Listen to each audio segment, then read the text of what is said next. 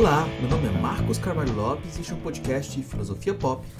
Este é o nosso episódio número 213 e recebemos o professor Aldo Dinucci para uma conversa sobre Marco Aurélio, a tradução das meditações, o sentido da filosofia antiga e muito mais. Aldo Dinucci é professor da Universidade Federal do Espírito Santo e conversamos com ele no episódio 192 sobre estoicismo.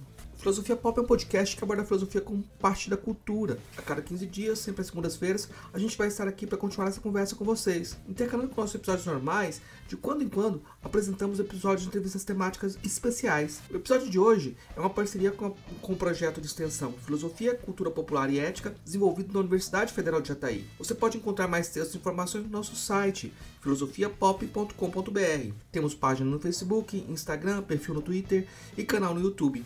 Nosso e-mail é contato@filosofiapop.com.br. Vamos então para a nossa conversa com Aldo Dinucci sobre Marco Aurélio.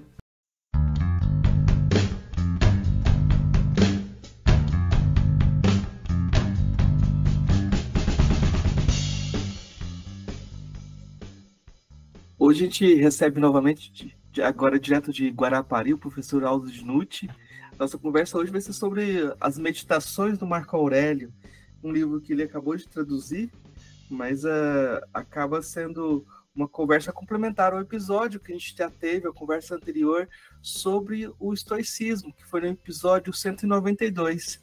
É complementar, mas a gente vai ver que tem outros contrastes, né? Porque esse pessoal da antiguidade não era muito purista, não. Eles gostavam de misturar as coisas. Eles não seguiam um padrão assim muito fechado nas igrejinhas da academia. Então eles dão um trabalho pra gente. A gente espera encontrar um cara lá que fosse totalmente estoico. E de repente eles soltam uma coisa lá, não, isso aqui não está encaixado. Marco Aurélio está traindo sua escola. Mas eu vou começar perguntando para o professor Aldo, agradecendo a possibilidade desse diálogo, mas perguntando um pouco sobre a posição do Marco Aurélio. Ele é realmente o rei filósofo sonhado por Platão? Quando os filósofos foram reis, ou quando os reis filosofarem, o Estado progride, ele é esse cara? Oi, Marcos, obrigado pelo convite. Pois, ele não é, não, com certeza, e ele mesmo diz que não é. Embora tenha uma passagem que ele diz que os reis devem filosofar, né? Os filósofos devem governar, ele não acredita na utopia de Platão, deixa claro. Ele diz que não se deve tentar reproduzir a utopia de Platão. E ele mostra desgosto com os intelectuais da época, né? Chama de ridículos, né? Pretensiosos, né? Por tentarem acharem que estão fazendo filosofia falando de política. Isso lembra muito a nossa época, inclusive. Que a gente eu tenho uma impressão semelhante assim, quando eu ouço os colegas que, enfim, ele tinha aquele mal-estar diante dessas pessoas que se acham donas da verdade, né? Ele com certeza não foi um rei filósofo no sentido platônico, mas foi um sujeito que tentou aplicar muito do estoicismo e da filosofia no governo, né? Que ele via como tarefa também, uma tarefa hercúlea e dificílima, certo? Nesse mesmo fragmento que ele diz que nessa mesma entrada que ele diz que não se deve tentar realizar a República de Platão, ele fala que o menor avanço já é muita coisa. A gente vê isso no Brasil, é um ótimo exemplo disso, né? Menor avanço, os avanços são conseguidos com muito custo, certo? Os pequenos avanços são conseguidos com custo enorme e muitas vezes esses avanços se perdem rapidamente com a mudança do cenário político. Então, ele tinha essa consciência da dificuldade, né? O pessoal me perguntou, acho que foi lá em Brasília que teve o lançamento do livro, porque se Marco Aurélio era imperador, se ele era estoico, né? Se os estoicos são contra a escravidão, por que ele não terminou com a servidão, né? É por uma coisa simples, porque uma pessoa só não consegue fazer muita coisa. Né? Uma pessoa só não consegue. É preciso uma parcela importante da sociedade para haver modificações, né? Substanciais. Sem essa parcela, como o próprio Marco fala nessa mesma entrada que eu disse, né? O que se tem é um assentimento aparente, né? A pessoa diz, você está certa, mas por dentro fala, esse cara é doido, né? Está falando só maluquice. Então, é isso, né? O cara que tentou fazer alguma coisa, né? Mas tinha consciência também da extrema dificuldade que é introduzir modificações. Eu estava falando sobre isso, estou lembrando aqui do Machado de Assis, que ele fala quando houve a abolição da escravatura no Brasil, né? Ele, não sei se você sabe, mas ele escreveu uma crônica, né, sobre isso. Ele estava lá pessoalmente, né? E ele disse que foi decretado um feriado, né? Todo mundo foi para a rua para festejar. Quer dizer, era uma vontade coletiva, sabe? Não era uma vontade de um ou outro, mas a sociedade em peso queria que terminasse a escravidão. E quando terminou, as pessoas ficaram felizes. Então, para haver grandes modificações da sociedade, grandes mudanças na sociedade, é preciso que haja um consenso, que haja muita gente, né, acreditando nisso. Do contrário, não acontece. Também que aí a gente tem um problema meio anacrônico, assim, né? Porque é como se você perguntasse para por que ele deixava que as pessoas se endividassem também, né? Porque você tinha escravidão por dívidas, outras relações também não eram raciais. E a gente coloca as coisas, às vezes, uns termos assim muito complicados assim de entender o campos, momentos diferentes, né?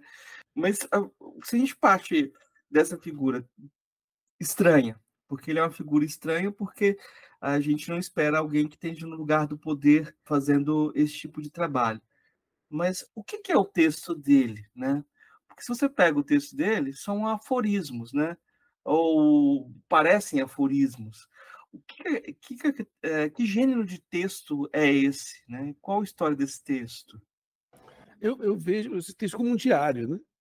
Faz parte dessa tradição estoica da meditação diária, que os estoicos vão tomar lá de Pitágoras, que, que recomendava que seus alunos chegassem em casa, né, e fizessem um cômputo do dia, averiguando o que eles fizeram de bom, o que fizeram de mal, né? Sêneca faz isso, né? Sêneca tinha um professor que era em parte estoico, Sestio, parte estoico em parte pitagórico, e os estoicos seguem também essa recomendação. Epiteto, inclusive, cita expressamente o Pitágoras, os versos áureos de Pitágoras, né? Nesse sentido. Então, havia esse exame de consciência. Né? Lembra muito a prática cristã. A prática cristã, muito provavelmente, emergiu daí, né? De chegar de noite e pensar nas coisas que... né? Eu tive uma formação católica, a gente é ensinado a fazer isso também, né? É uma das coisas. Não, você vai, pense o que você fez do dia, de bom, de mal, etc. Então, eu vejo o Marco Aurélio fazendo isso, escrevendo um diário, né? Aquele diário que ele escreveu na última década da vida dele, entre 170 e 180.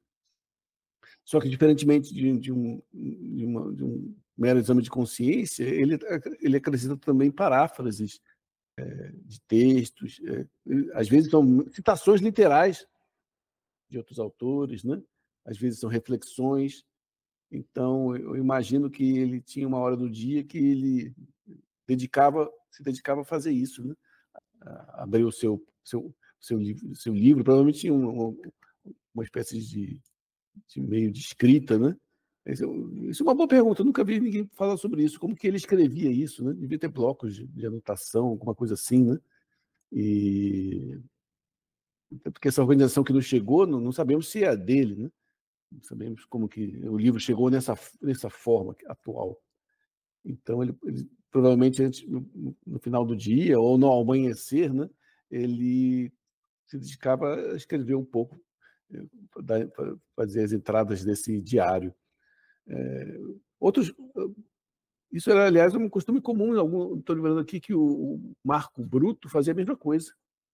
Ele era um general célebre por dormir pouquíssimo, né? Ele parece que dormia 3 ou 4 horas por noite. Aí ele dormia essas 3 ou 4 horas, acordava e começava a fazer resumo de textos de filosofia, de textos de história, no meio do acampamento. Né? Então, eles tinham essa prática. Então, ou ele fazia isso muito cedo, ou ele fazia mais à noite, o que é mais provável. Né? Então, é um diário de reflexões e filosóficas e de autoconhecimento. Inclusive, isso em Platão, esse exame de consciência em Platão, acaba se revelando como o conhece a ti mesmo, né? Certo? Que o Sócrates realiza também pelas ruas e tudo mais, né? Não é um texto dedicado à publicação, isso é uma questão também interessante, né? É como se fosse o caderno de exercício do aluno, estoico. Assim. Exatamente. É. Eu acho que essa característica é muito interessante, porque quando a gente pega lá nos antigos, a gente tem os textos públicos do Platão. A gente não tem nada parecido com um diário mas provavelmente, como você disse, de outras pessoas tinham o mesmo tipo de costume de escrever práticas reflexivas, e a gente tem do imperador, né? Talvez pela a potência que ele tinha política, isso foi preservado, né? Eu acho que tem essa posição de um diário que não estava destinado a ser publicado não era uma obra fechada. Então, para quem pega o texto modernamente e começa a ler esse texto a partir de outras leituras de filosofia, vai começar a pensar, poxa, aqui tem muito de Kant. Aí olha um pouquinho, não, aqui tem muito de Nietzsche. Isso é muito interessante porque tem muito de esses autores beberam nessas fontes, né? E você vê as dificuldades para lidar com o texto. Tem um comentarista, inclusive, que fala do caos Marco Aurélio, como desvendar esse imperador que colocava tudo pelo negativo, via tudo como de uma forma negativa, e ele chega a dizer que o Marco Aurélio tinha uma úlcera severa, e isso explica o pensamento dele. Ah, tem como entender Marco Aurélio sem entender os estoicos, sem dar espaço para trás? Então, essa passagem, essa última observação sua é interessante, porque eu estava refletindo sobre isso ultimamente, até escrevi um texto de divulgação, depois, mais tarde, vou ver se eu escrevo um texto acadêmico sobre isso, que hoje em dia eu estou fazendo assim, primeiro eu escrevo um texto, primeiro me vem a ideia, né? Aí eu escrevo um texto de divulgação, coloco no blog lá e tal. Aí mais tarde, talvez, vire um texto, porque senão não há tempo, né? Se eu resolver escrever um por um, não tem condição. Então, a gente pode dizer que o texto do Marco Aurélio ele tem duas camadas. A primeira, né, da precariedade de todas as coisas, da imperfeição humana, etc. Mas a segunda camada é contrastar essa pequenez humana diante da enormidade do cosmos. Aí vem o sublime. Então, o melancólico ele é completado, né, pelo sublime, por essa comparação do humano com o eterno, com o divino. Só que você, para entender o sublime, você tem que ter alguma experiência do sublime. E isso muita gente não tem, né? Então, quando a pessoa não tem essa experiência do sublime ela lê o livro e só vê o que ela pode ver, que é o melancólico. Ela não consegue passar do melancólico. O exemplo que eu dei, inclusive, é do João Gilberto, que eu gosto muito de João Gilberto. Aliás, eu não tenho ouvido muito ultimamente, que eu tenho. A gente trabalha tanto que a gente não consegue fazer nada dessas coisas. Agora que lembrei. Então, eu sempre coloquei João Gilberto, né? E as pessoas perto de mim falam, poxa, mas que música triste, como é triste. Mas o João Gilberto é a mesma coisa. Ele fala das vicissitudes da vida, do amor, da pequenez humana, né? E sempre comparando com a eternidade, por assim dizer, né? Não expressamente em palavras, mas com o caráter divino da sua música mesmo. Né?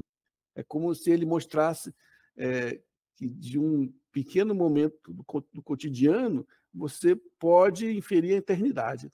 Né? Como naquela música, né, que ele interpreta maravilhosa, aos pés da Santa Cruz, você se ajoelhou. Em nome de Jesus, um grande amor, você jurou. Né? Então, ele pega uma música que é de uma geração anterior a dele, se não me engano, né? E tira dela o essencial, o eterno. Né? Então, o primeiro momento é melancólico, né? Mas o segundo já é essa comparação desse pequeno momento com a eternidade. Né? Ele tira ali o que é de eterno. E, como eu disse, só percebe isso quem tem alguma experiência do sublime. Sem essa experiência do sublime, você vai ver só tristeza. Eu acho curioso você falando, eu fiquei lembrando da. Mas olha só, você faz associações modernas, mas essas associações modernas acabam sendo ecos de coisas mais antigas. Eu fiquei pensando como a constituição da ideia de sublime, lá no Kant, tem a ver com a ideia de masculino também, né? Daquilo que é produzido pelo homem como um ideal para além dele. e as mulheres ficam no belo, né? No belo racional, naquilo que se prende, né? E é muito curioso você pensar que o, um pensador como Marco Aurélio estava ali constituindo um sublime para ir além dentro do campo de batalha também, né? Eu estou fazendo esse exercício aqui para ir olhar para além daquilo que é mais imediato, né? Mas é interessante também dar esse passo a passo. Atrás eu vou insistir na questão do estoicismo, né? Porque fazer isso esse jogo de mudança de visão acaba sendo um exercício estoico, né? A coisa acontece, eu tenho que descrevê-la de uma forma que eu me desprenda do que é mais imediato de paixão, né? Exatamente. Você estava falando antes de gravar, de começar a gravar, sobre a questão da gratidão, né, que é um tema que desaparece do Marco Aurélio, a tal ponto que, aliás, né, essa aí é uma das vantagens da nossa tradução. Como a gente estuda filosofia, então a gente sabe a gente pode não saber perfeitamente, né, como ninguém sabe o que definir um conceito até o seu fim último, mas a gente, quando esbarra num, a gente sabe o que é, né? É que nem o cara que procura ouro, né? Ele pode não saber o que o ouro é feito, né? O que é o ouro atomicamente, mas quando ele esbarra num, ele percebe e ele já acata. Então, os conceitos ficam muito à mostra, né? Eu fiz questão de deixar os conceitos à mostra. E isso faz com que a gente tenha uma leitura muito diferente do Marco Aurélio que a gente tem nessas outras traduções, nas quais os conceitos desaparecem, porque os tradutores não têm consciência do que significam esses conceitos, não têm consciência muitas vezes nem que sejam conceitos. Então, uma dessas coisas que hoje não se dá qualquer importância é a questão da Eucaristia nos estoicos, da gratidão, e aparece com toda a sua força em Epiteto. O estoicismo que a gente conhece por aí, o estoicismo lá o lixo que vem da América, né? Quando estava ouvindo ontem aquela música do Milton, né? Que é o lixo, o verdadeiro lixo que vem, mais um lixo que vem da América. E ele ele para aí, né? O que ele chama de dicotomia do controle. As coisas que estão sob nosso encargo, as coisas que não estão sob nosso encargo, e que devemos dizer que as coisas sob nosso encargo, o que eles chamam de sob nosso controle, são boas ou mais, as outras são indiferentes. E parou, acabou. E isso os leva a uma posição de um individualismo extremado. E tem tudo a ver, está em harmonia com a concepção neoliberal deles de vida, né? Que é uma individualista, alienada, certo? Evitam a todo custo temas políticos. Você pode ver, atravesse aí esses contemporâneos da estranja, né? Para dizer assim, né? E quase 100% é apolítico, eles não falam sobre política, e é sempre aquela questão individual. Mas Epiteto diz o seguinte, não basta você não basta você fazer a distinção entre as coisas que estão sob nosso encargo e não estão. A seguir, você tem que ser grato a Deus, Deus aí é o cosmos, né? Pelas coisas que estão sob o seu encargo, que são o assentimento, o juízo, o assentimento, o juízo, o impulso e o desejo. Tem que ser grato por essas coisas. E depois, a seguir, você tem que ser grato a Deus pela sua capacidade de escolha desimpedida, a prohairesis. E, por fim, você tem que ser grato a Deus por todas as coisas que o cosmos providenciou para a sua vida, que embora elas não sejam boas individualmente, porque você pode fazer bom ou mau uso, em conjunto, elas se revelam boas, se revelam a providência divina. E então você deve demonstrar gratidão por essas coisas. É exatamente o que o Marco Aurélio faz no livro 1. Ele demonstra gratidão aos mestres, aos tutores, aos professores, ao pai, à mãe, ao avô, aos deuses, por uma série de razões, né? Ele realiza esse exercício de gratidão. Então, o que esse exercício de gratidão faz? Ele tira o indivíduo da sua reclusão. Ele religa o indivíduo ao cosmos. Porque ao reconhecer uma divindade, E, ao alimentar um sentimento de gratidão em relação a ela, ele se religa ao cosmos. Ele não está mais separado, ele não está mais isolado.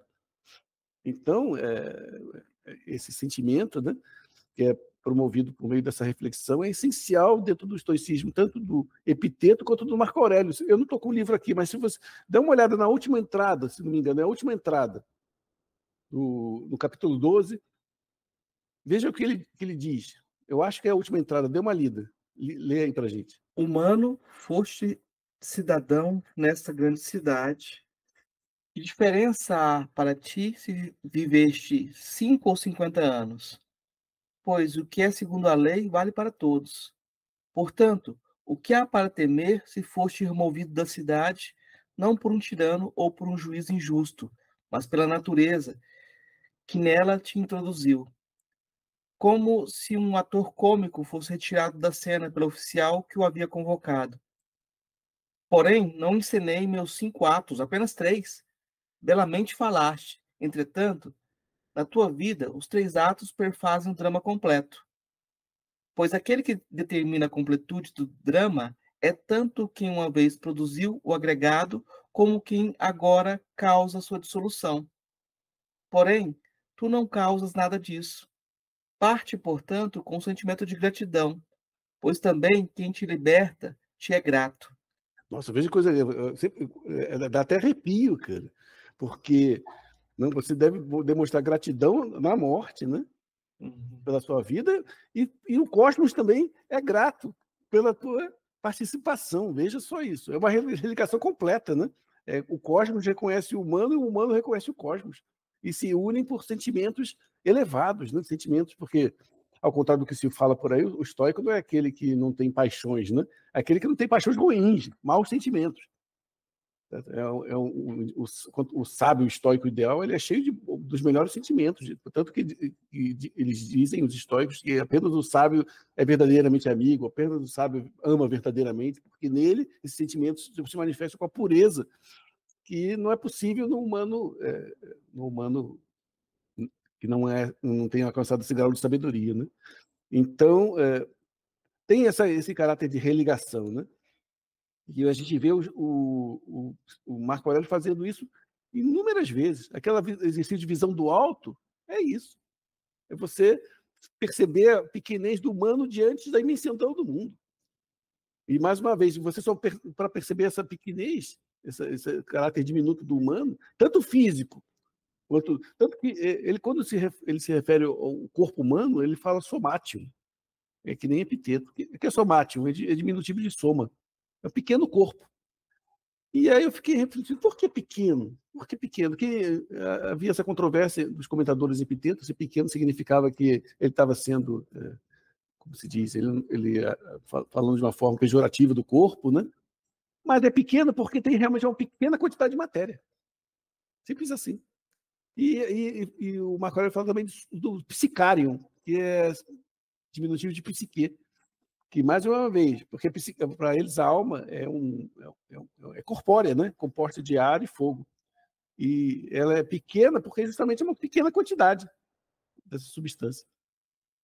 Um jogo de contrastes assim, bem forte, como se você estivesse olhando a cidade de cima, como quem faz uma cartografia, mas às vezes você anda pela cidade e você se perde ali. E você precisa desse mapa. E você faz esse jogo para falar: olha, aqui você está perdido se você ficar só nessa visão. Você tem que complementar essa visão com essa visão de níveis. É algo assim também, né? O jogo da cidadania cósmica, de certa forma. Né? Com certeza, exatamente, porque você pode relativizar as suas vicissitudes diante dessa visão em conjunto, né? Dessa visão do alto, dessa visão da totalidade. É aquela questão, né, que, em termos práticos, quando a gente sofre muito, a gente sofre como que a gente pensa que o nosso aquele sofrimento só a gente está sentindo, né? Mas quando a gente percebe que outras pessoas sofrem a mesma coisa, a gente tem uma compreensão diferente. Como a questão da vida difícil na academia, né? Quando você começa a ter consciência disso, parece, poxa, que desgraça, né? O que aconteceu comigo? Não tem uma vida tão difícil entre os colegas. Aí você começa a ver que isso é uma coisa que se reproduz em todas as universidades. E isso te dá você começa a pensar que é uma questão de estrutura, não é um problema seu, né? E isso só é possível porque você ampliou o seu olhar, né?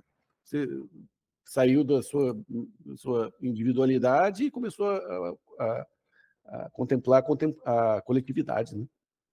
Sentido quando você pensa na relação entre física, ética e lógica, e a crítica que ele faz da lógica, que o pessoal só está se preocupado com lógica também, o pessoal está se perdendo nos exercícios da lógica e não se preocupa com esses outros elementos. É a mesma coisa da epistemologia hoje. Então, isso aí, essa passagem é legal. O Jonathan Barthes fala muito sobre isso. Porque hoje, eu comecei a estudar estoicismo antes de saber das existências de Adorno, desse pessoal todo, né? Comecei a estudar sozinho. Então, eu tenho uma leitura que é original nesse sentido de estar próxima da origem, né? E o Adorno, a visão que ele tem do estoicismo e da filosofia antiga é interessante como modo de vida, e escolha de vida e tudo mais. Só que ela não pode, ela falsifica também a nossa leitura da antiguidade, porque a impressão que se tem e o moderno estoicismo, né, esse estoicismo que está circulando por aí na estranja, ele reflete muito isso, é que os estoicos antigos e outros filósofos, outras filosofias também, como a epicurista, eles só se dedicavam a essa questão do autoconhecimento, né? Que eram meramente, se preocupavam apenas com questões morais e individuais. E aí eles põem de lado a política, põem de lado os interesses pela física, pela lógica e tudo mais. Mas se você digo, de ler esses textos de outra maneira, você percebe que essas críticas do Marco Aurélio, do Sêneca e de Epiteto à questão da lógica, você percebe essas críticas como uma crítica ao tempo deles. E longe no tempo deles, os filósofos estarem muito preocupados com ética, eles estavam mais preocupados com lógica, como hoje, como hoje.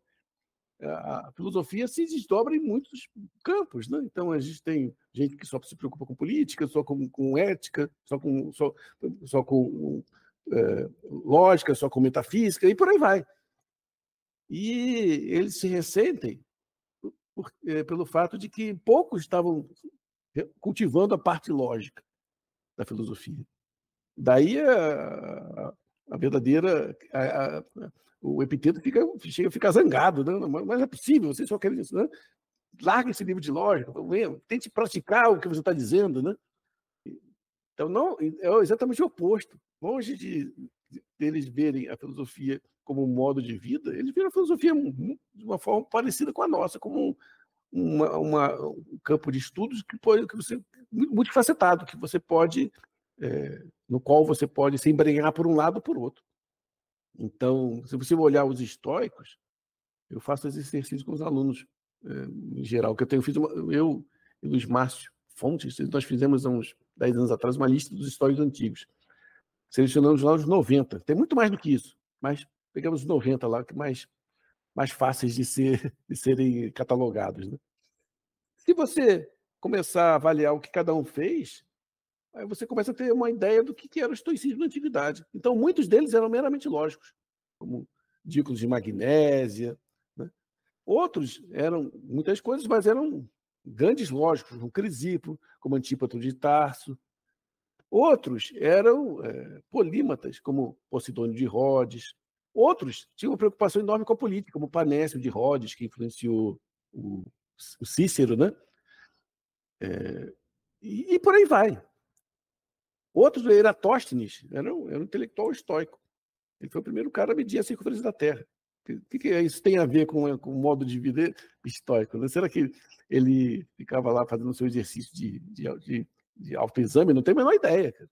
Mas, então, a filosofia estoica, a filosofia na antiguidade era, como hoje, multifacetada. E você podia se dedicar mais a esse aspecto do que o outro. E isso acontecia. Então, essa ideia de que todos os filósofos da antiguidade praticavam uma espécie de arte de viver, ou filosofia como modo de vida, isso é exagerado, não era o caso. Eu vi lá que, quando eu vi essa crítica, eu falei assim, é o lugar que a epistemologia ocupa, esse lugar da lógica, de ficar fazendo esses exercícios assim. Então, tem lugar também, né? Mas a gente fala assim, deixa esse pessoal com isso também, mas uma coisa, quando a gente pensa nessas outras dimensões políticas, a gente pensa na dimensão da cidade. A política é aquilo que era feito na cidade grega, na polis, né? Só que os romanos precisam pensar algo mais amplo, né? E você tem essa dimensão do cosmos. Como é que você vê essa relação do Marco Aurélio com o estrangeiro, com aquele que é outro? Como ele representa esse outro, né?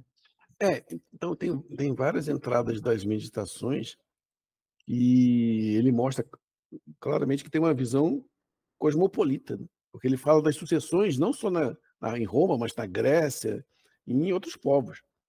Então ele tem plena consciência dessa multiplicidade de, de povos, né, da face da Terra. Tanto que ele diz, né, que ele tem que se realizar como romano e como humano. Então, ele desempenha o seu papel bem como romano, né, como imperador, como romano e como humano, em geral. Então, ele tem essa visão. Aliás, é uma visão que cada vez mais nós perdemos, né? Estamos perdendo na atualidade. Porque a gente pode dizer, razoavelmente, que eles são inventores do humanismo. Eles são os antigos, são os primeiros a pensar o humano assim, em geral, para além da questão da estirpe, das raças, entre aspas, né? Das culturas. Então, o Homero já fala sobre isso, sobre os comedores de pão, né? Que quando Ulisses chega em algum lugar, que comedores de pão habitam essas terras, né? Então, é uma definição de humano, é comedor de pão, né? Então, e pelos textos que nos chegaram, a gente percebe que eles tinham um verdadeiro fascínio pelo outro. Isso não é de Marco Aurélio, de todos, né? Ele falou, pô, eles viajavam, eles percebiam aqueles costumes completamente diversos, e isso fascinava eles. E havia muito contato, porque havia o comércio, né? No Mediterrâneo, e havia a Rota da Seda. Rota da Seda, os romanos usavam tecidos orientais há milhares de anos.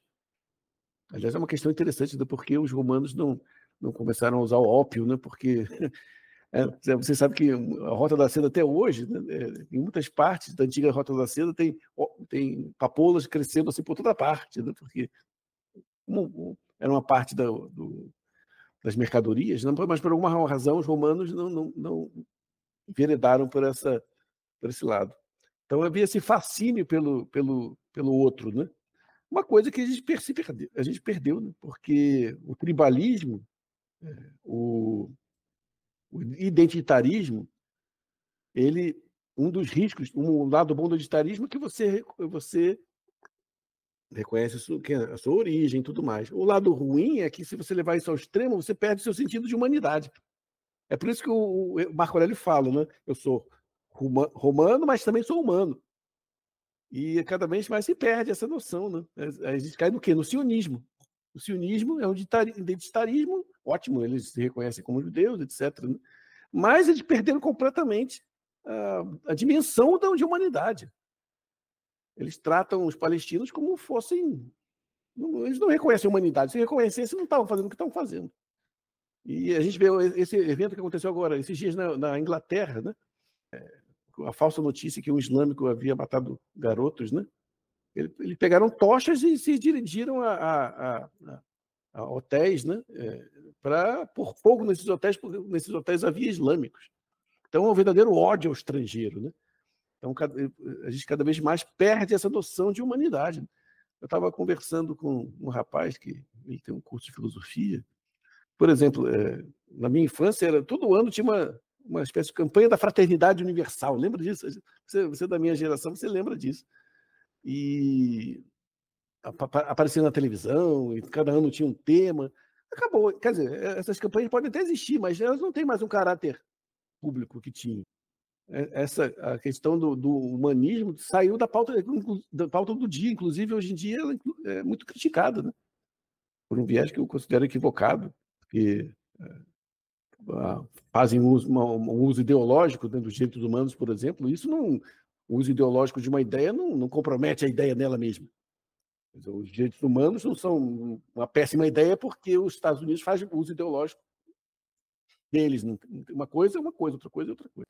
Então, não só em Marco Aurélio, mas em outros pensadores antigos, a gente vê esse maravilhamento com o outro, essa admiração, né, pela essa curiosidade do que hoje cada vez mais se perde. Hoje a gente perde com o outro, até o outro dentro da universidade, não precisa ser o outro de outro país, não. Ninguém quer saber de ninguém, né? É como se cada um fosse submergindo na sua própria identidade, na sua própria individualidade e perdendo contato com o restante do mundo. Mas um grande problema desse jogo seja a tentativa de transformar o outro em si mesmo também, né? Porque aí você não deixa o outro ser outro também, né? Sabe? A fusão de horizontes da hermenêutica acaba sendo a fusão que acaba com as diferenças, de certa forma, porque horizontaliza. Isso que você fala é extremamente importante. E esse é um cuidado que os históricos tinham. Então, os históricos, ao contrário do que muitos intelectuais, nossos colegas na atualidade, eles nunca tentariam convencer quem quer que seja, quem quer que fosse, né, do seu estoicismo. Eles nunca diriam pela rua, apenas o estoicismo é verdadeiro, né? Todo o resto é besteira. Eles jamais fariam isso. Pelo contrário, o Epiteto, e o Marco Aurélio, o Epiteto, ele expressamente diz, né, não fale sobre princípios filosóficos para os que os ignoram. Então, fale sobre essas coisas para as pessoas que quiserem, que conscientemente desejem estudar filosofia. Não falem para qualquer um, não falem aleatoriamente. Esse respeito pelo outro. Esse respeito pelo outro é provido por algo também que nos falta, que é a profissão socrática de ignorância. Então, é aquela história, né? O Sócrates, de acordo com a apologia de Platão, apologia de Sócrates de Platão. O Sócrates tinha recebido aquele oráculo délfico dizendo que não havia humano mais sábio que ele, e ele começa a refletir sobre isso, começa a conversar com um monte de gente testando se os demais são sábios e tudo mais. E ele chega à conclusão que o oráculo significa o seguinte, que todo humano compreende que, novamente, a questão da sua comparação com o eterno, né? Com a totalidade, com o absoluto. Todo humano que chega à conclusão de que sua sabedoria é pouco ou nada comparada com a sabedoria divina, tem uma sabedoria semelhante à de Sócrates. Então, a sabedoria de Sócrates é uma sabedoria que se reconhece humana, falível, limitada e em eterna construção. E os históricos vão seguir isso ipsis literis. Então, por exemplo, o Sêneca vai dizer lá na Vida Feliz, não sou sábio nem o serei. Exige de mim, portanto, não que eu seja igual aos melhores, mas unicamente melhor que os maus. Basta-me a cada dia cortar alguns dos meus vícios e refrear meus desvarios. Então, o estoico, o tempo todo, ele afirma a sua limitação. E com essa limitação, surge também o respeito pelo outro. O próprio Marco Aurélio fala, tem uma entrada que ele diz isso, não se irrite com o erro dos outros. E, aliás, como que você sabe que eles estão errando? Ele fala para ele mesmo. Ele fala para ele mesmo. Então, existe esse respeito, né, pelo outro, que se dá pela... Inclusive, hoje um montão de gente se diz, eu sou um estoico, sou um filósofo.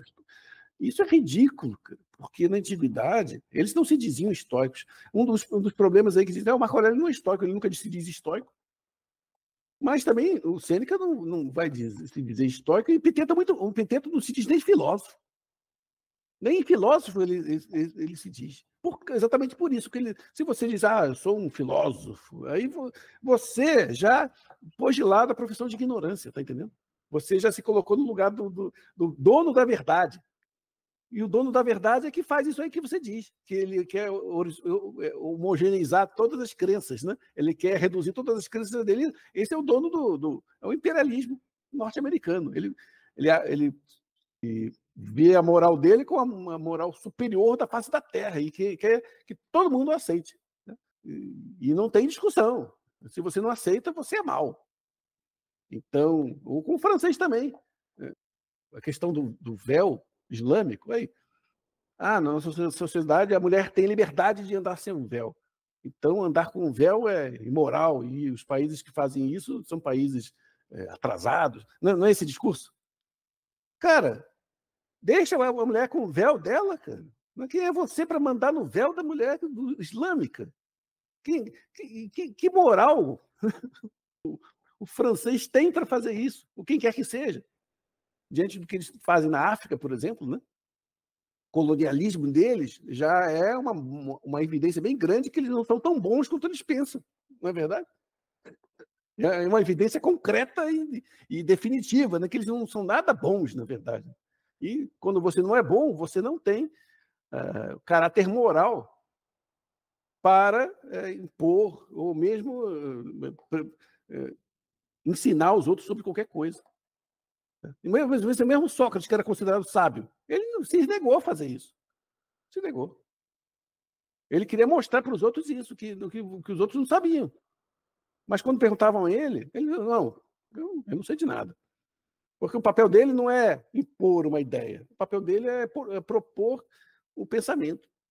É construir o conhecimento a partir do diálogo, não ficar impondo ideias de uma forma de cima para baixo, como você falou, né?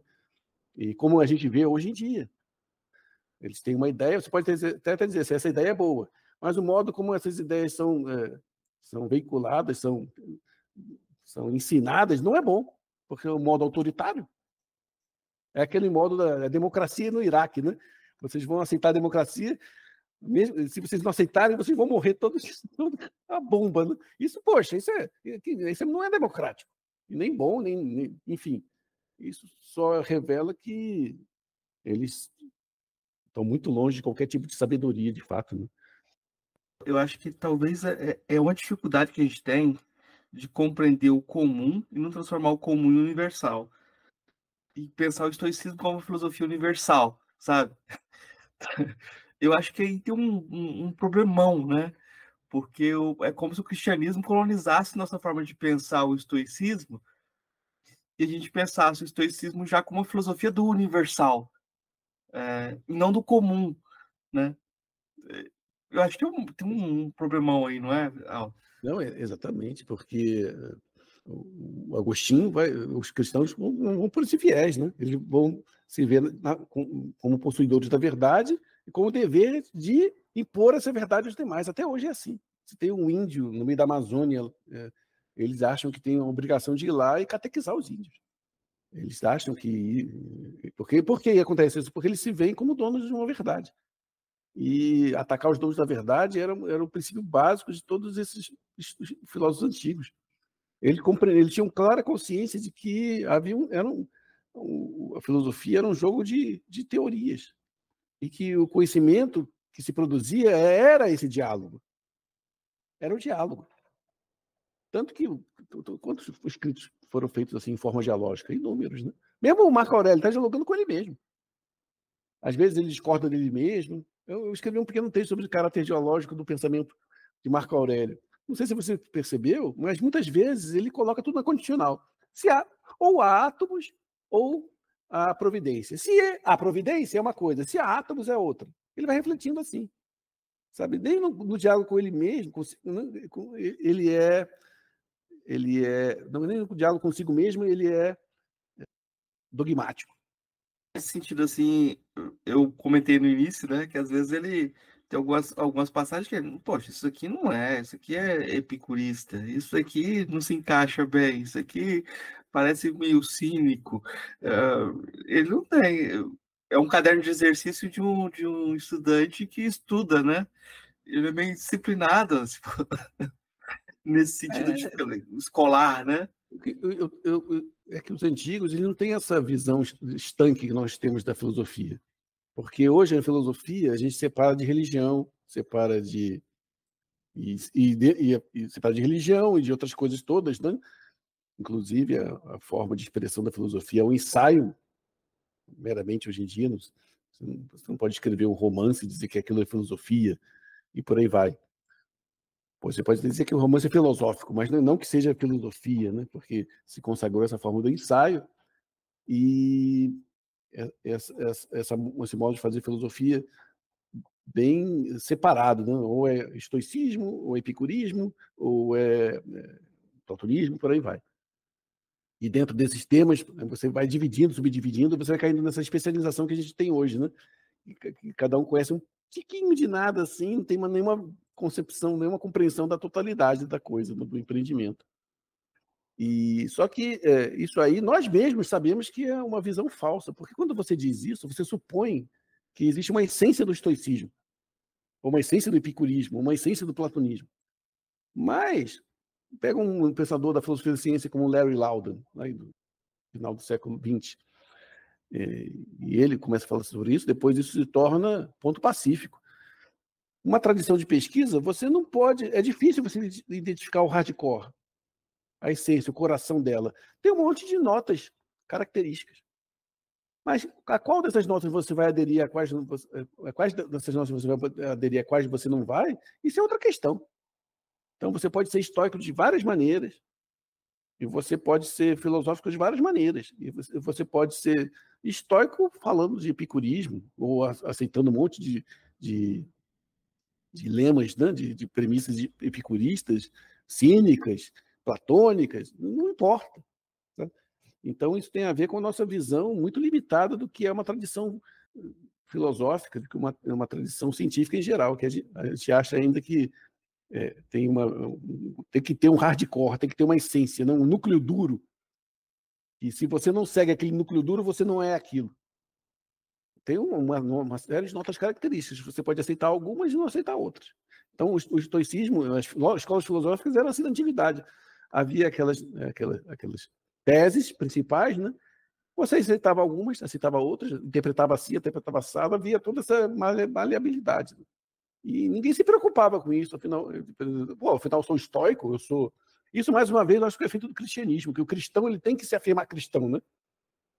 Então, você tem que, a mesma forma, você tem que se afirmar, você tem que se afirmar de direita ou de esquerda, afirmar identitarismo, tá? Ou neoliberal, você tem que afirmar. E você, quando afirma, você tem que ficar dentro daqueles limites, senão você não pode aceitar nenhuma tese que esteja fora. Já veja que interessante. Aí você diz assim, eu não concordo com nada que ele disse, porém, tem uma coisa que você tem que fazer colocar um monte de aspas, né, para aceitar alguma coisa de fora. Porque você acha que tem... nós, né? Esse núcleo duro, né? Inclusive na questão sexual. Ou você é hétero, ou você é homo, ou você é cis, você é trans. Até isso era fluido na antiguidade. Não havia essa necessidade de você se prender dentro de um gênero, era fluido, as coisas iam acontecendo e ninguém se importava com isso. Isso não era um problema para eles, né? Por exemplo, eu me lembrei aqui daquele filme Alexandre, passou, acho que, primeira década do nosso século, e aí aparece o Alexandre, que ele tem ele se casa com uma persa, se não me engano, né? E ao mesmo tempo tem um amigo que ele é amante, né? Esqueci o nome do Efaston, o nome é assim. E eu achei o filme muito bonito, porque mostra essa plasticidade dos gêneros na antiguidade, essa liquidez, né? Podemos assim. Já os gregos contemporâneos acharam péssimo. Né? O filme foi proibido na Grécia, sabia? Porque a alusão, a sugestão de que Alexandre o Grande fosse de alguma forma homossexual, entre aspas, né? Isso para eles é um insulto. E o filme foi proibido na Grécia. Então, a gente acha que hoje em dia, a gente acha que a gente tem que ser uma coisa e outra e que não há comunicação entre essas coisas, né? Mas esse não era, ainda bem, né? Não era o pensamento antigo. Tanto que, como eu disse, eles nem se preocupam em se definir. Você não vê o Marco Aurélio fala, eu sou um estoico. O Epiteto não diz, eu sou um estoico. Ele nem, como eu disse, ele nem diz que é um filósofo. O Sêneca se coloca lá embaixo, né? E por aí vai. Sócrates mesmo. Então, esse é um problema que eles não tinham. E eles tinham uma compreensão melhor do que nós dessa questão da fluidez dos conceitos, né? Da comunicação que os conceitos mantêm entre si. E talvez isso dificulte até de falar em humanismo, por conta de como o humanismo às vezes vira um conceito, sabe? Exatamente. Eu tenho uma dificuldade com o conceito de ancestralidade, e eu estava sempre discutindo, debatendo isso, e eu conversando com o Krenak, e eu comentando com ele que às vezes o pessoal pega esse conceito de ancestralidade e transforma no universal. E aí ele perde a força que ele deveria ter de vincular outras formas de pensar que não fossem as cristãs, né? Aí, Exato. aí a saída do Krenak foi genial. E você vai ver como ela tem o jogo com o estoicismo, porque ele falou: não, mas minha ancestralidade é aquela do abacateiro. Acataremos seu ato, nós também somos no mato. Então, o jogo, a saída dele foi poética, mas foi no de buscar um cosmopolitismo, que é o cosmopolitismo de se dissolver na natureza de uma forma mais ampla, né? Eu acho que essa lição talvez seja a grande dificuldade, né? E essa lição que o tempo todo o Marco Aurélio está tentando fazer, né? Bem, vamos escrever as coisas aqui em seus termos. A palavra natural é sempre complicada, mas é isso, né? De se dissolver na natureza. Tem um jogo aí também para a gente aprender a fazer, né? O humanismo, tal como é criticado hoje, eu reconheço as críticas, né? Eu aceito. Porque é um humanismo que ele é dogmático, né? Ele impõe uma ideia eurocêntrica, isso aí é evidente. Né? Mas isso, ao mesmo tempo, não era a esse humanismo que os estoicos se referiam de forma nenhuma. Eles se referiam à humanidade como uma irmandade. E o lugar da irmandade é a conversa, o diálogo, né? E o respeito mútuo. Não a imposição de nada, né? E não também de uma cristalização de uma essência. Isso é muito platônico também, né? Tem que haver uma essência, né? Tem que haver. Então, se nós concluímos que a melhor forma de ser humano é assim, então temos que impor isso aos demais, né? Porque se nós conhecemos a essência e estamos com a verdade, então os outros não conhecem e estão na falsidade. Né? E daí você vê todos os abusos que são cometidos em relação à religião, o que fizeram no Brasil, né? Nas Américas e por aí vai, né? Na África, um massacre cultural, né? Então, mas isso é algo que causaria verdadeiro horror aos estoicos. Então, nenhum estoico faria nada semelhante. Eles teriam respeito pela. Aliás, a gente vê isso em Posidônio. Né? Posidônio ele ia visitar os países, eles tinham um grande interesse pela cultura de outros países, mas jamais esse interesse era intervencionista. Jamais eles diziam assim: eles são os idiotas, eles são malignos. Não havia isso. Havia muita admiração. Né? Quando a gente fala do bárbaro, né? Essa compreensão que a gente tem do bárbaro é muito mais nossa do que deles. Acaba sendo uma complicação. Eu vou te dar uma referência de que quando eu comecei a ler Marco Aurélio, eu li há um tempo atrás, e foi na época que eu estava estudando Legião Urbana, sabe? Estava estudando Renato Russo. E, claro, a referência que vem sempre ali é a música Pais e Filhos, porque lá ele faz um exercício estoico também. Ele começa a falar de suicídio, mas ele joga você para outra dimensão. É preciso amar as pessoas como se não houvesse amanhã, e logo ele, depois de repetir esse refrão, que é algo que ele repete, e tem uma função de se repetir também, porque é algo para a gente repensar também, ele joga um jogo. Sou uma gota d'água, sou um grão de areia. Uhum. E você diz que seus pais não entendem, mas você não entende seus pais, né? Aí eu vi a marca do Marco Aurélio nesse jogo de aproximação e de diferença, e de você se colocar também em dimensões, né? Quando você pega o Marco Aurélio, ele aprendeu esse jogo de outros autores, né? E aí eu queria que você comentasse um pouco dessa tradição que tem por trás, né? Se você pega Epiteto, você tem um jogo ali, um jogo de uma ontologia, alguns elementos que ele repete, né? Exatamente. Essa questão da gratidão, por exemplo. E qual é a consequência disso, né? Então, assim, a palavra grega é ileos, né? Quando você fala gratidão, né? Porque a gente estava falando Eucaristia, né? é Eucaristia. Eucaristia. Ah, tá. É. Tá certo. E quando você reconhece esse absoluto, no sentido cósmico, né? Não é uma pessoa, é o cosmos. É um perigo da que a gente pensa em Deus. Eu falo Deus para criar confusão mesmo, né? Porque Deus, todo mundo pensa em Deus, né? Mas ao mesmo tempo tem que tirar a confusão. Quer dizer, não é esse Deus cristão que criou o mundo e não é o mundo, é o próprio mundo. Eles veem o mundo como um grande ser vivo, do qual você faz parte. E vê nesse mundo uma razão que o governa, que eu prefiro chamar o logos, né, que eu prefiro chamar de inteligência, né, porque razão é rácio, separação, né? Inteligência é interligação. E o próximo passo é reconhecer que os outros humanos também pensam, porque como o Epiteto diz, cada humano tem em si um fragmento da divindade, é essa a ideia. Então, isso quando a gente fala de dignidade humana, você não pode pensar nada mais elevado que isso, né? Vem cada humano uma verdadeira sede da divindade, né? É o daimon. O Marco Aurélio vai falar que é o daimon, que é o hegemônico, o espírito divino que habita em nós, né? O Sêneca vai dizer a mesma coisa. Então, daí decorre a ideia de irmandade, né? De fraternidade humana. E essa ideia, com certeza, anima o Marco Aurélio, anima o Epiteto. Sêneca, isso é menos evidente. Em Sêneca, isso é menos evidente. E em outros filósofos. Mas em Epiteto, isso é muito forte. E Marco Aurélio, em última análise, é um epitetiano. Porque se você fizer o cômputo das ideias que ele anuncia, boa parte delas são epitetianas.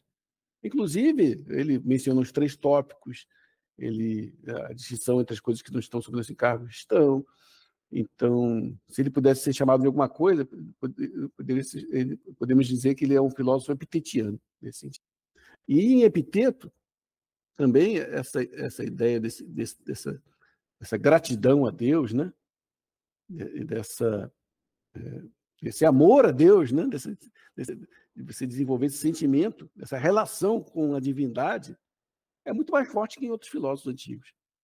Talvez a gente vê um sentimento muito forte assim também em Cleantes, mas em Epiteto isso desabrocha de uma forma impressionante, né? Então, com certeza, tanto que o Epiteto tem uma parte que ele fala, não que resta a um velho como eu, senão ele diz que o rouxinol, né, ao cantar, né, ele está comemorando, mostrando sua gratidão pela vida, né? Então, ele diz, o que resta a fazer para um velho como eu, se não cantar como o rouxinol, né? Hinos de louvor a Deus. É assim, bem radical, né? Assim, bem religioso mesmo, né? Que algumas pessoas querem separar o estoicismo da religião, para mim não é possível. E então, esse sentimento religioso perpassa o Epiteto e perpassa também o Marco Aurélio. Mas é bom destacar, não é um sentimento religioso similar ao do cristianismo, não. Porque ele não é baseado em você aceitar o absurdo, né, como queria Tertuliano, nem nada do gênero. Mas é algo que você obtém através de experiências concretas. Então, o Sêneca tem uma carta que ele diz assim, quando ele fala do divino que habita em nós, o daimon, né? Ele fala, você quer conhecer Deus? Eu estou aqui parafraseando, mas é mais ou menos isso que ele diz. Então, vá da floresta com árvores muito antigas, com árvores enormes, né, ancestrais. Entre numa caverna, daquelas, né, paredões enormes. Vá numa cachoeira gigantesca. E aí você vai experienciar a divindade, literalmente. Então, quando estão falando da experienciar a divindade, estão falando dessa experiência. Mais uma vez, a questão do sublime. Você precisa sentir sua pequenez, seu caráter diminuto diante da imensidão do cosmos, e essa imensidão você percebe diante dessas obras da natureza, né? Eu acrescento também quando você vai para lugares elevados, né? Tem uma reserva florestal aqui por perto, que você sobe a uns 1.000 e poucos metros de altura, e você vê o mundo todo de cima, né? A visão do alto, literalmente, literalmente a visão do alto. Então, esse exercício de visão do alto pode ser feito literalmente, né? E ao fazer isso, você pode ter essa experiência. Não que vá ter necessariamente, né? Mas você pode ter essa experiência. E também, isso aí que você falou sobre a questão da universalidade. Não! de certos conceitos, não de você impor uma agenda, né, moral, cultural sobre os demais, mas essa universalidade das pequenas coisas do dia a dia. É o que o Ferreira Goulart chamava da estranha vida banal, né? Você ser capaz de perceber o maravilhoso nessas coisas pequenas, entre aspas, do dia a dia. Então, o Marco Aurélio fala do pão que sai do forno e tem uma crosta crocante. Ele fala, poxa, que maravilha isso, né? Essa crosta crocante. Quer dizer, quando o padeiro, quando fez o pão, ele não almejou que a superfície do pão rachasse e criasse esse efeito que é delicioso, né? Que talvez a parte mais gostosa do pão é essa, né? Aliás, quando eu penso nessas coisas maravilhosas do cotidiano, sempre me vem à mente, acho que eu vou até fazer isso aqui depois, né? Porque não tomei café ainda. Você acordar cedo e você ir numa padaria, né? E pedir uma média de um café com leite, né? Café pingado, e um pão, pão fresquinho, né? Com manteiga, na chapa que você come e ele é crocante, né? É uma das coisas, experiências mais deliciosas que eu posso, para mim, né? Que eu tenho na minha vida. Né? Então, esse conjunto de coisas. Amanhã, o café com leite, aquele gosto específico, o pão com manteiga, crocante. E o Bacalhau também vai falar da espuma da baba do javali. Veja que coisa impressionante. Ele está vendo uma pintura, alguém foi em algum lugar, alguém pintou um javali. E pintou também a baba. Porque a baba do javali é uma coisa impressionante. Sabe? Então há algo de maravilhoso mesmo na baba do javali. E o Epiteto ele tem uma diatribe que ele fala o seguinte: poxa, você é muito insensível se você não acredita em Deus. Anastetos. Mas como assim insensível? Aí ele fala o seguinte: você não vê que o leite sai da cabra e vira queijo? Sim, eu vejo. E você não vê o maravilhoso nisso? Se você não consegue ver o maravilhoso nisso, então essa experiência da divindade não é a prova da existência de Deus que você possa fazer como um Tomás de Aquino, racional, né, com argumentos. Não, é uma experiência do divino através dessas coisas do dia a dia, da vida banal, que passam despercebidas, mas que são também, ao mesmo tempo, maravilhosas. Né? Eu tenho uma dificuldade, assim, eu estava lendo, percebendo que eu tinha essa dificuldade em separar. De um lado você tem o ético, né? Mas você tem o físico e o lógico. Eu tenho dificuldade de separar o físico e o lógico nos aforismos. Porque o ético é aquilo que eu estou me relacionando com o outro. Mas o físico e o lógico são sublimes, de certa forma, nesse sentido de relações com a natureza, mas relações consigo mesmo que você encontra. Tem dimensões sublimes, assim, de certa forma, né? Faz sentido isso que eu estou falando? Porque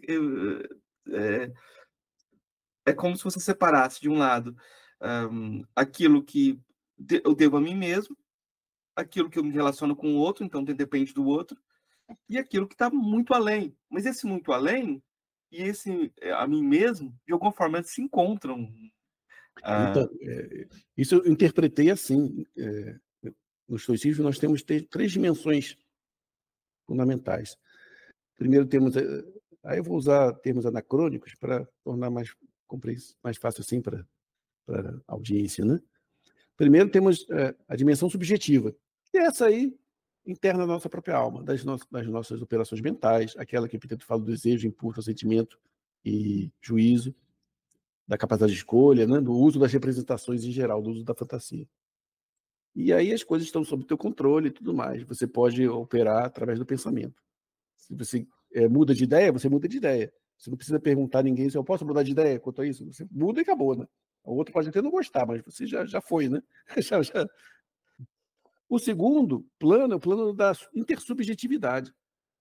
É exatamente esse que se dá no encontro, né? No limiar, para a gente falar lembrar aqui qual é o nome do francês, meu Deus? Do Foucault, Foucault não, Adorno, o francês que escreveu A Lógica do Sentido.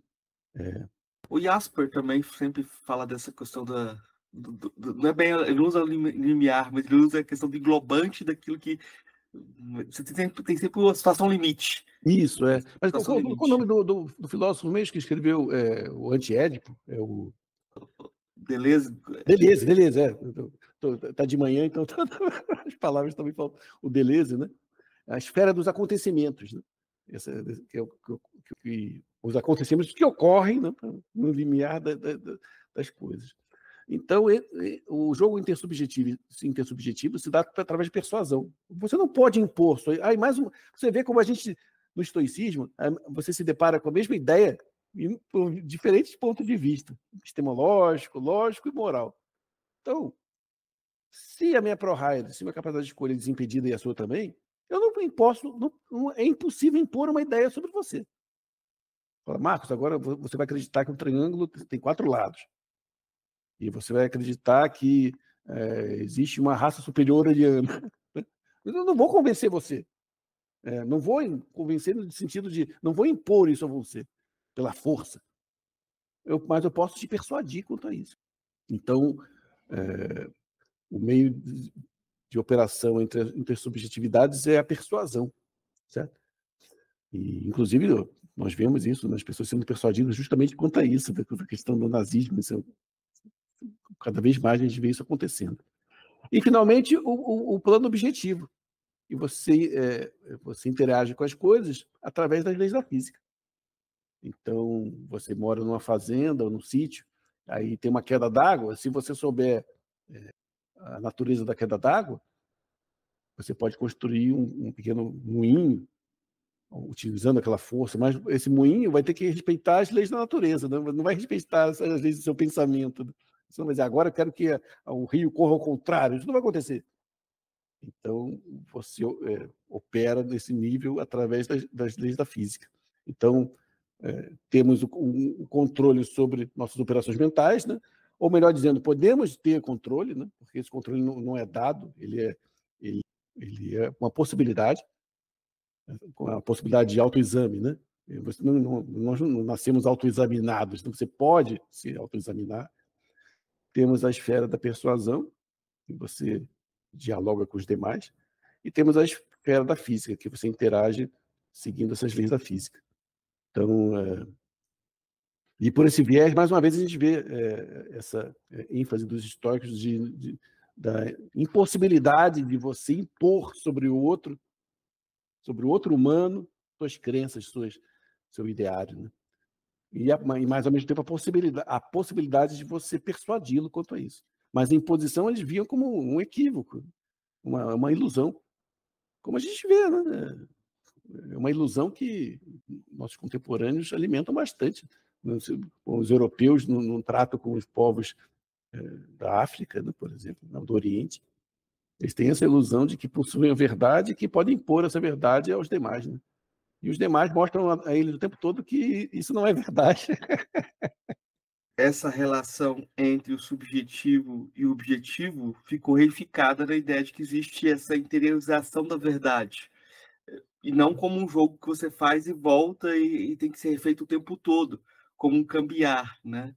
Eu comentei isso porque realmente é essa relação que as pessoas buscam estabelecer, como se houvesse uma coincidência entre o fora e o dentro. E quando há essa coincidência entre o fora e dentro, você encontra dentro de você Deus. E quando você percebe, você acha que você é Deus. Por conta desse platonismo, né? É isso que faz cair no platonismo, né? Você fazer coincidir a esfera mais íntima do interior com a esfera mais exterior, né? É como se fala, existe um núcleo em mim que é o núcleo que está fora. Se eu mergulhar aqui dentro. A própria afirmação constante da sua ignorância e da sua pequenez, ela te defende quanto a isso, né? Você nunca vai poder se achar o dono da cocada, né? Não tem como, não tem como. Você é pequeno, você é ignorante, você não vai superar isso. E a única forma de você se engrandecer, podemos dizer, é reconhecer isso constantemente, esse fato constantemente, e respeitar os demais. Eu diria que essa é a história da subjetividade moderna, né? Essa que eu estou contando aqui, essa história da busca você encontra o cógito, você encontra a sinceridade, você encontra sempre alguma coisa interior que coincide com a ordem, né? E aí você mata esse jogo, porque você já tem essa interiorização, né? Esse ponto é interessante, porque os estoicos eles não são nem adequacionistas nem coerentistas, mas são algo entre essas duas coisas. Porque a fantasia cataléptica, a representação compreensiva, ela reflete o real, mas, ao mesmo tempo, tem que mostrar coerência com as demais representações. Agora, há inúmeras formas de compreender o real, e todas elas compreensíveis, está entendendo? Não existe uma única forma. Então, você pode ver uma mesma coisa por diversos pontos de vista, e todos podem ser, digamos, verdadeiros, né, entre aspas, simultaneamente, e divergentes. Então, tem essa... Inclusive, é um tema que eu vou começar a lecionar no mestrado aqui do Espírito Santo, sobre essa ligação da lógica estoica com a paraconsistência. Os antigos, os estoicos em particular, os antigos em geral, eles não têm...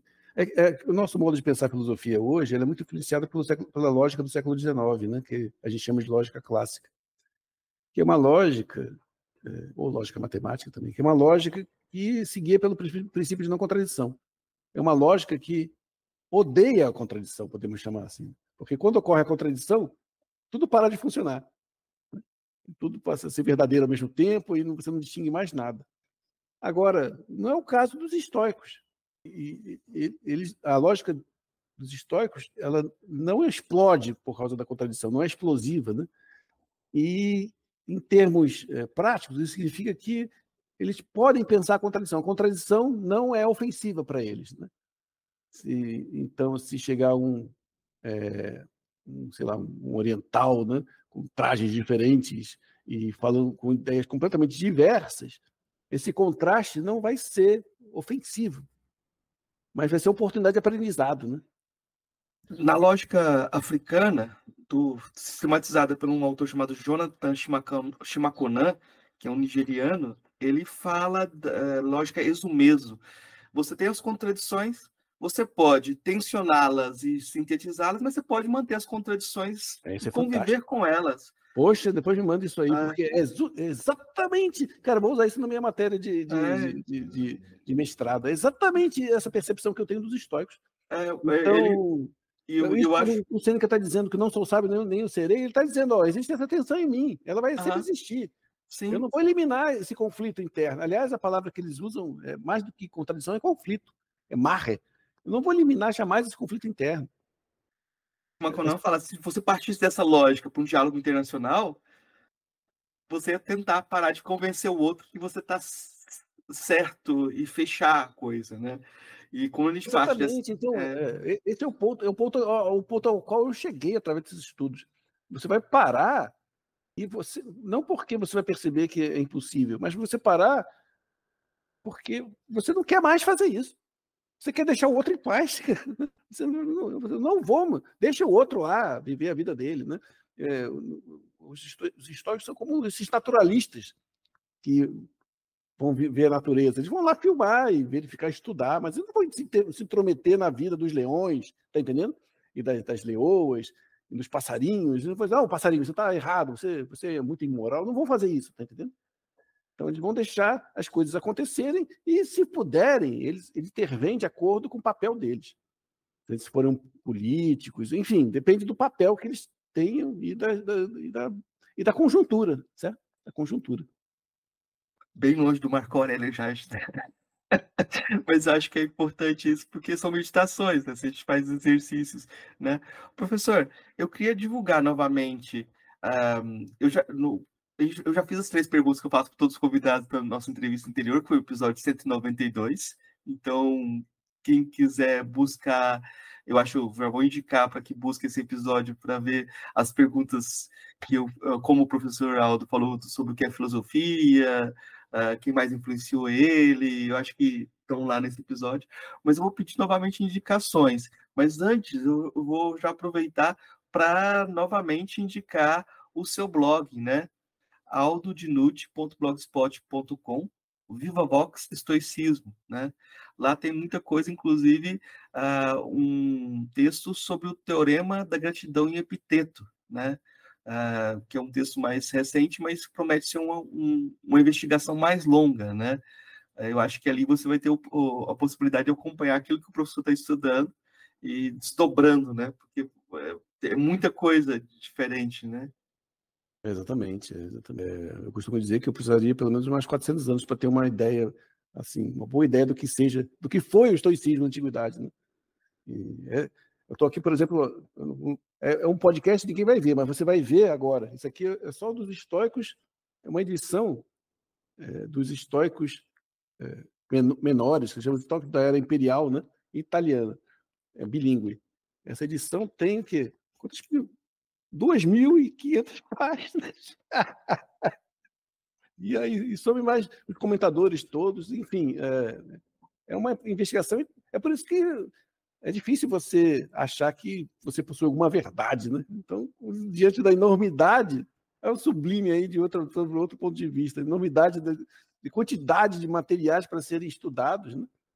Então, é terrível isso, entre aspas, com o terrível do sublime, porque eu estou trabalhando com filosofia do direito, né? E fui desafiado por meus colegas africanos a falar um pouquinho sobre filosofia do direito egípcio, ver o que tem lá. E aí eu fui começar a olhar e ter a noção de Mati, que é a deusa que é a harmonia, a justiça, tem vários significados que se desdobram, né? E ela está lá na origem deles, e você pensa a justiça como justiça restaurativa, você restaura a ordem social e a ordem do universo. E quando você nossa, começa a isso aí é muito pensar... legal, cara. Isso é muito legal. Então, E isso é outro ponto. Depois você me fala mais sobre isso, cara, porque, então, inclusive, eu estava querendo fazer um curso desse. Existe algum curso de você ser uma espécie de juiz da paz, já viu isso? Você ser uma pessoa, você ser instruído para resolver conflitos. Porque, por exemplo, nas universidades federais tem aqueles conflitos eternos antigos entre os colegas, isso acaba resultando não só em violência moral, mas também em doenças graves, em todo tipo de coisa ruim, né? E eu cada vez mais vejo a necessidade de que haja pessoas treinadas, capazes de não solucionar os conflitos, mas pelo menos para estabelecer um diálogo entre as partes, né? E vai por esse viés da restauração, né? E eu acho muito interessante isso aí, é um tema fantástico. Inclusive, era um tópico dos estoicos. O Posidônio de Rhodes, né? Ele tinha ideias assim, né? E ensinou essas ideias para o Pompeu Magno. Aí a gente vê o Pompeu Magno fazendo uma coisa que aparentemente absurda na antiguidade. Enquanto o procedimento comum dos romanos era pegar os piratas e simplesmente crucificá-los, o Pompeu, a partir das ideias de Posidônio, resolveu ressocializar os piratas que ele havia capturado. Não sabemos exatamente o que ele fez, mas ele tentou. Veja a coisa fantástica. Veja como é a potência de uma ideia filosófica. O que é muito curioso, assim, o problema é que você vai estudar isso, vai ver como isso repercute depois. Essa ideia não é isolada, né? E você pega um texto, por exemplo, tem um texto antigo do Império Médio, no começo do Império Médio, que é o camponês eloquente. O pessoal encontra um camponês, o camponês está levando as suas provisões, ele é roubado por um nobre e ele vai protestar ante alguém que representa o faraó. E ele chega nessa pessoa falando de Mate, da restauração de Mate, e o cara percebe que ele fala muito bem. O que ele resolve fazer? Vai ofertar o sustento para a esposa do camponês e vai deixar ele preso ali para que ele faça novos discursos, para ver como ele vai desdobrar esse discurso. E essa transcrição desse discurso foi preservada. E ele vai fazendo 8 discursos. E na medida que ele vai fazendo os discursos, ele vai desprendendo a pessoa que está na frente dele de Mate. Ele fala, olha, você não está representando aquilo. E ele começa a falar da relação de justiça e do Estado, né? E como se desprendendo, ele vai desconectando ali. E é muito interessante como é um diálogo sobre a função da pessoa e a função da divindade, né? E aí, quando você vai olhar o direito, encontraram os textos no Egito Antigo, né? Uma cidade em que eles têm os processos jurídicos. E havia uma separação entre processos que eram civis e processos que eram penais, né? Tinham essa separação lá entre eles, e havia uma distinção também entre alguns julgamentos que eram feitos pelo magistrado e alguns julgamentos que eram feitos pelos deuses. Só que os julgamentos que eram feitos pelos deuses seguia a jurisprudência dos textos, né? Os deuses julgavam, mas é como se eles usassem o nome de Deus para causar, restaurar controvérsias entre pessoas que não tinham, de alguma forma, tinham origens distintas, né? Ou tinham então, eu falo, não, quem julgou isso aqui foi o Deus, não foi uma pessoa. Então, usavam a palavra divina assim para falar que restaurar a comunidade também, né? Mas quando você vê o texto do julgamento, era jurisprudência. Então Deus não falava por línguas abstratas, ele falava sobre as regras que eram comuns. É muito Rapaz, curioso. aliás, né, falando isso aí, eu esbarrei, veja só, que por isso que eu sou epitetiano nesse sentido de me ver sempre como estudante, né, de filosofia, jamais filósofo. O Epiteto falava isso, não somos estudantes, somos estudantes. Aí eu fui lá pesquisando Marco Aurélio e esbarrei simplesmente num livro que eles acharam em meados do século XX, em inscrições em mármore na Ágora Ateniense, uma série de decisões judiciais feitas por Marco Aurélio. Como que você disse aí, são deliberações jurídicas, né? E essas deliberações jurídicas ficaram lá, deviam ser tão importantes para a época, né, que eles colocaram isso no mármore. Pense. E aí saiu essa edição, lá meados do século XX, 1950, 60. Eu pensei até em comprar um exemplar, mas um exemplar custa 400, 500 reais. São aquelas coisas raríssimas, né? Mas eu consegui achar o PDF. E isso fala sobre outro aspecto de Marco Aurélio, que ele foi, além de imperador, juiz, né? Ele passava noites em claro analisando casos, né? E ele era considerado um juiz muito bom, uma espécie de juiz salomônico, né? Como diríamos hoje. Ele era capaz de resolver conflitos e ele tinha essa sensibilidade de atenuar o rigor da lei, equilibrar a realidade com a lei, certo? Não aplicar a lei rigorosamente de uma forma muito rigorosa e tudo mais. Mas eu estou falando isso porque você falou sobre isso aí, me lembrei disso aí. E é um texto que eu não li ainda, cara. Poxa, eu vou ter que encontrar um mês, aí, não esse ano, porque esse ano já está fechado, para o ano que vem, para ler esse livro. Vou na universidade de manhã, vou tirar Xerox, porque com a Xerox já é um caminho andado, né? Você já tem um negócio da tua frente ali. O problema é esse, que a gente vai desdobrando. Aí eu encontrei lá nessa pesquisa um texto de jurisprudência que foi escrito pelos egípcios, que falava da divisão de terras, assim, de disputa entre patrimônios e como definir.